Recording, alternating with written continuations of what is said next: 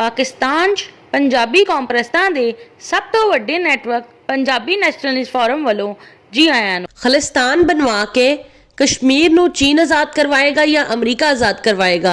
चीन नू चाहिदा है कि खालिस्तान बनवा के कश्मीर नू आज़ाद करवा दे। इस तो बाद बलोचिस्तान ते खैबर पख्तूनख्वा च जो चाहे करे।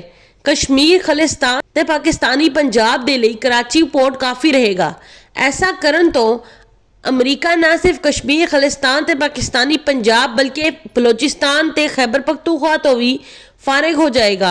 चीन ने अगर ये ना किया तो अमरीका ने फिर ये कर देना है कि चीन ने कश्मीर खालिस्तान ते पाकिस्तानी पंजाब च अपना असरो रसूख गंवा देना है।